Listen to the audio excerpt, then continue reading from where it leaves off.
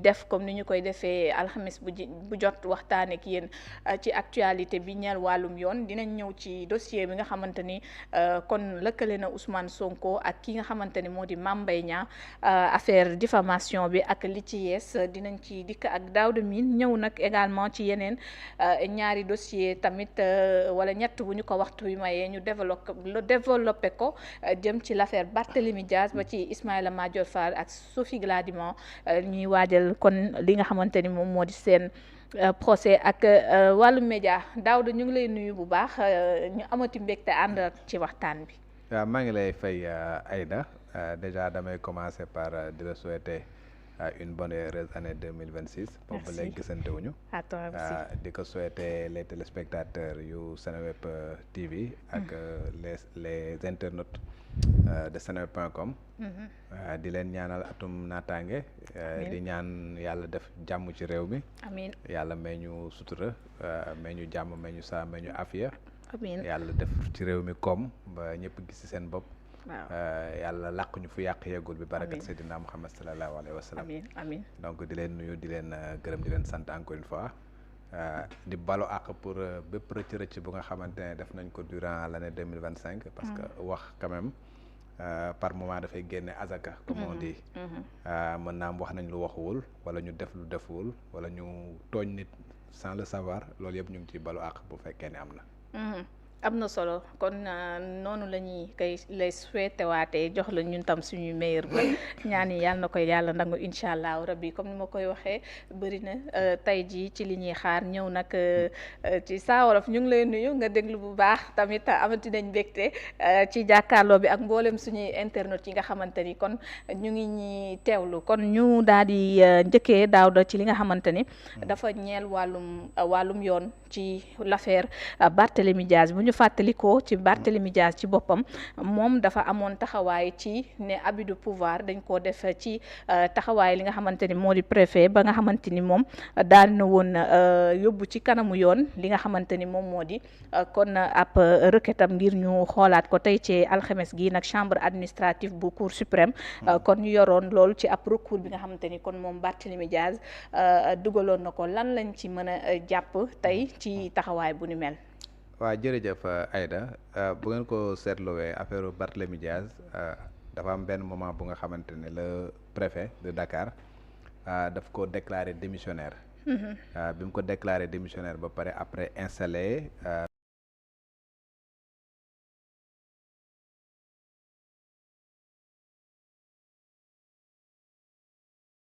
benn ne moom mooy le ministre l'ancien ministre de la fonction publique muy Abass Fall ñu daal di koy kii bi le préfet daal di jëloon benn décision boobu révoqué ko sur la base de benn demande bu nga xamante ne benn électeur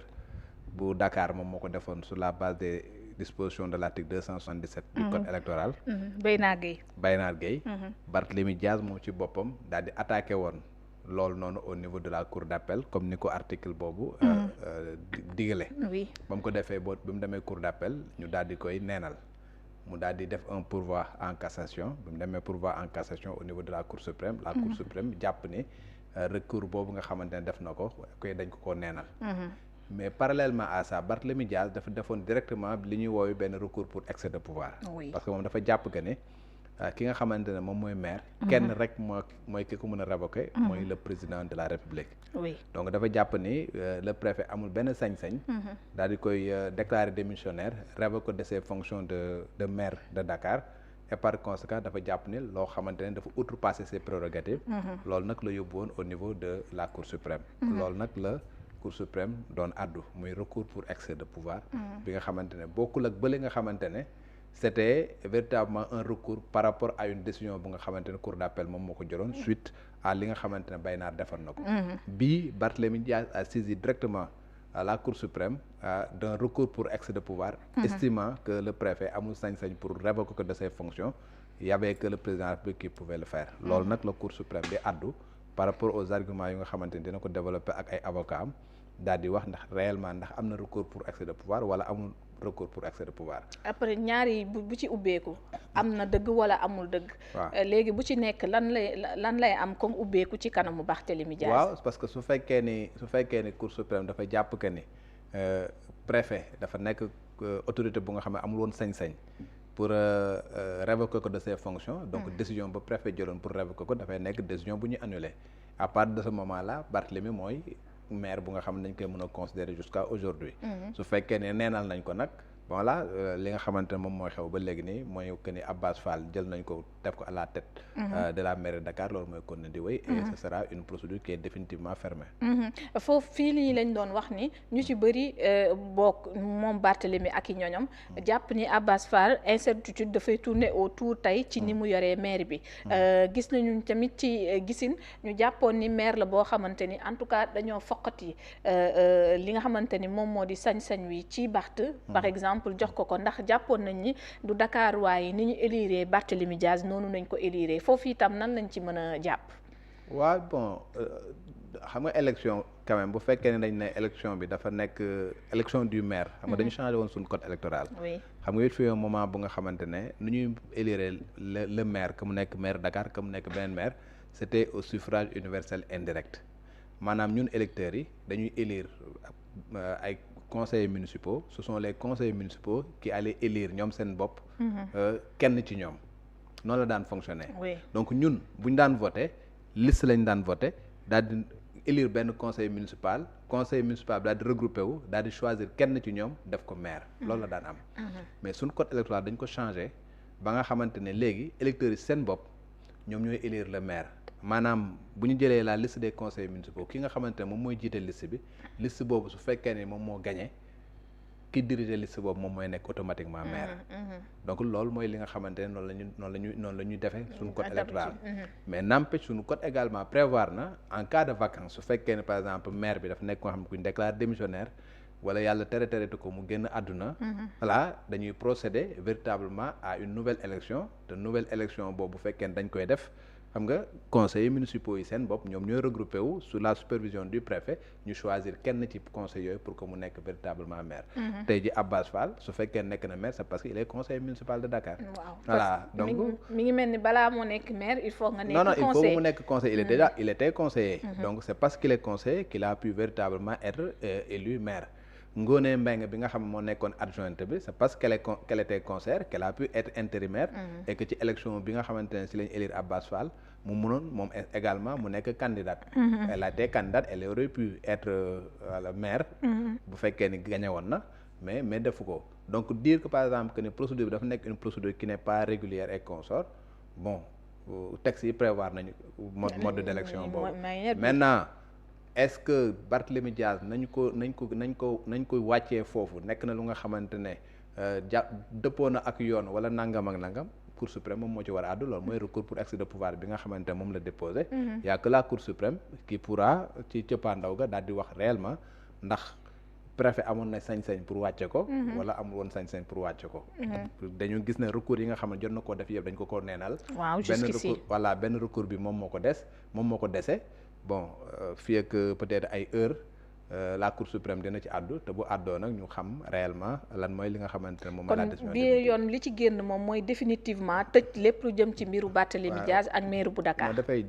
jeex parce que bu fekkee ne recours bi nga xamante ne Baynaar defoon na ko loolu Cour suprême wax na ci ba pare. parce que nee na effectivement sur la base des dispositions de l'article 277 un électeur de Dakar a bel et bien la possibilité de demander à ce que le maire soit le conseil municipal qu'il est soit déclaré démissionnaire parce que tout simplement il a eu une condamnation définitive. Barthélémy Dias a une condamnation définitive dans l'affaire Ndiaga Diouf. Oui. Voilà, Baynar est un électeur de Dakar.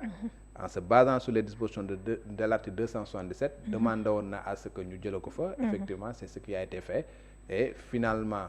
bañ ko fa jëlee moom mu attaqué loolu cour d'appel daal di koy neenal. ba mu demee Cour suprême neenal ko. maintenant bii nag moom dafa wax ni préfet bi nga xamante ne moom moo jël la décision de le révoquer amul woon sañ-sañ boobu y a que le président de la République moom moo am sañ-sañ boobu. Cour suprême nag moom mooy àddu wax ni effectivement ndax texte yi dañ ne yaa que le président moom moo amoon sañ-sañu def ko wala préfet également nekk na autorité bu nga xamante ne texte yëpp may nañ ko pour que mu def ko. loolu nag li ci Cour suprême di wax mooy li nga xamante ne moom la ñuy jàpp. jusqu'ici kon bu ñu ko teggee parce que même ñi nga xamante ni ñoo digaloon recours bi ku ci mel ni bay naa wala boog ñenn ñi ci maire ba gisin bi tam moo di càmbar li nga xamante ni moom moo di yorin ba woon. ndax su lii yëpp noppee yoon dafay ubbeeku ngir permettre nag su fekkee bëgg nañu jëm ci loolu ñu tàmbali li nga xamante ni moom moo di xool gestion bi ancien maire bi nga xamante ni mooy Barthélémy Dias. non en fait amul corrélation que Barthélémy Dias continué woon nekk maire wala mu nekk nga xamante ne génn na ci maire bi. su fekkee ne ñi nga xamante ñoom ñoo les corps de contrôle de l'État amoon nañ lu ñu gis ci saytu bu nga xamante ne def nañ ko. ci mairie de Dakar bi ñu gis ne par exemple dafa am luubal wala nangam ak nangam yoon mën nañ enclencher une procédure. parce que tey la mairie yëpp ce sont des démembrements de l'État. Oui. À partir du moment où ñu nekk ay démembrements de l'État ñu nekk ñu nga xamante ne dañuy recevoir de l'argent public des deniers publics à partir de ce moment là suñuy corps de contrôle que mu nekk Cour des comptes que mu nekk l'inspection générale d'État dañuy am possibilité dem foofu pour saytu ko. que maire bi nekk en exercice que wala maire bi nekkatu fa. ñoom bu ñu demee nag saytu daal di gis na am na ay irrégularité wala am na ay malversation wala am na ay surfacturation wala am na lenn lu nga xamante ne sunu code yi dañ koy tere mu nekk ay ñaawteef dañu am possibilité véritablement def ay recommandations pour que ñu poursuivre autorité bi nga xam ne moom moo fa nekkoon wala képp ku nga xam ne jàpp nañu laala woon nañ ci donc ce qui fait que voilà que mu nekk Barthélémy Dias génn na fa wala Barthélémy Dias mu ngi fa woon Abbas Fall mii nga xamante ne mu ngi fa sax tey jii bu ñu demoon mënoon nañ ko saytu pour xool sa gestion pour voir réellement ndax ni muy yoree maire bi dëppoo na ak yoon wala dafa def loo xamante ne yoon da ko dàq. oui alors merci Daouda si loolu nag bu ñu fa jugee également ñu wax ci beneen dossier boo xamante ni tam dafa soxal wàllum yoon ndax wàllum haute cour de justice tàmbali woon nañu nag ci wàllum reddition des comptes bi càmbali yorinu ku ci mel